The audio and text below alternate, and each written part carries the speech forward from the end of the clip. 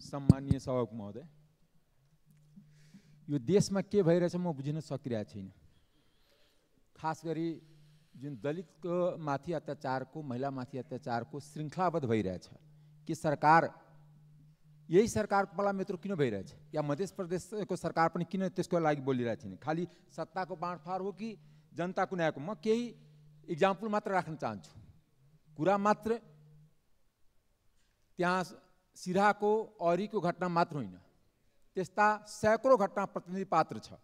सिराहाको अरीको घटना त सञ्चार माध्यममा आएछ, त्यस कारणले हाम्रो माननीय सांसदजीहरूको पनि ध्यान गएछ। यस्ता सैकड़ों घटना जो कहिले पनि आउँदैन सञ्चारमा, गाउँमै पिटिन्छ, गाउँमा त्यहाँ पुलिस पनि उसैमाथि जाति गर्छ। म केही उदाहरण राख्न चाहन्छु जो सञ्चार माध्यममा आउन सकेन।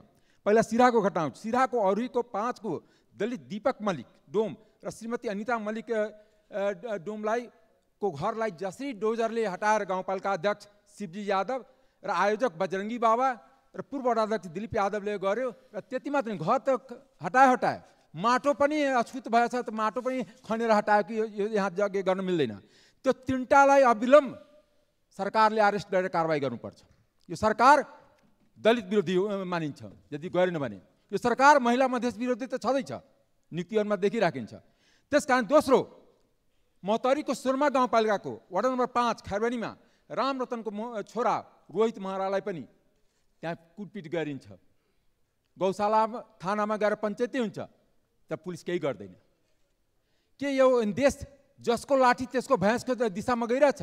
जो बलिया छ त्यो मात्रै समाजमा बस्ने, यो देशमा बस्ने? यो संविधानको त त्यस्तो कुनै प्रावधान छैन।